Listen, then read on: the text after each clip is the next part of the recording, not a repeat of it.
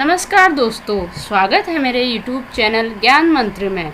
आइए जानते हैं मेरे चैनल के माध्यम से हिंदी दिवस को हम कब मनाते हैं और क्यों मनाया जाता है। इसके बारे में जानने से पहले मैं आपके सामने कुछ पंक्तियाँ प्रस्तुत करती हूँ। आइए जानते हैं। हिंदी मेरी आन है, हिंदी मेरी शान है, हिंदी मेरी आन है, हिंदी मेरी शान है, हिंदी बिना नहीं कुछ यहाँ, हिंदी मेरी जान है। तो इन पंक्तियों के माध्यम से हमें यह पता चलता है कि हिंदी हमारे लिए कितना महत्व रखती है, हमारे जीवन में हिंदी का कितना महत्व है। चलिए, हिंदी को राजभाषा के रूप में कब स्वीकार किया गया, इसके बारे में जानते हैं। भारत की आज़ादी के बाद जब हमें स्वतंत्रता मिली थी, उसके बाद 14 सितंबर 1949 को संविधान सभा ने यह निर्णय लिया कि हिंदी की खड़ी बोली ही भारत की राजभाषा होगी।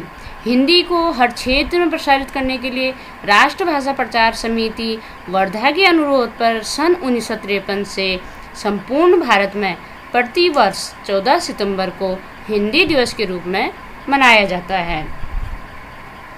हमारे देश में हिंदी भाषा का एक राष्ट्रभाषा के रूप में ले लिया और अब यह हमारी राष्ट्रभाषा अंतर्राष्ट्रीय स्तर पर भी बहुत पसंद की जाती है। हिंदी विश्व के 30 से अधिक देशों में पढ़ी और पढ़ाई जाती है। लगभग 100 विश्वविद्यालयों में उसके लिए अध्यापन केंद्र खुले हुए हैं। अमेरिका में लगभग 1 से 50 से ज़्यादा शैक्षणिक संस्थानों में हिंदी का पठन हो रहा है।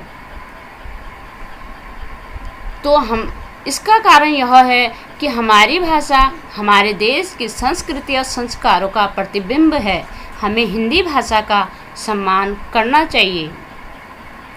हमारे पूर्व प्रधानमंत्री श्री अटल बिहारी वाजपेयी जो 1977 में पहली बार तत्कालीन विदेश मंत्री थे, उन्होंने संयुक्त राष्ट्र सभा में अपनी भाषण हिंदी में दिए थे और जब वहाँ के भाषण हिंदी में देके वहाँ की सभा को संबोधित किया तो वहाँ पर तालियों की गड़गड़ाहट से पूरी सभा खड़ी हो गई वाजपेयी जी के स्वागत में। तो इसका वाजपेयी जी का एक ही उद्देश्य था कि अपनी हिंदी भाषा का महत्व को दिखाना, अपनी राष्ट्रभाषा का महत्व दिखाना। तो इस तरह दोस्तों, हमें भी हिंदी भाषा का सम्मान करना चाहिए, हमें भी हिंदी भाषा को महत्व देना चाहिए। आज हिंदी भाषा को केवल हिंदी दिवस के दिन ही याद किया जाता है और इसकी महत्ता कम होती जा रही है। Thank you very much for watching my YouTube channel.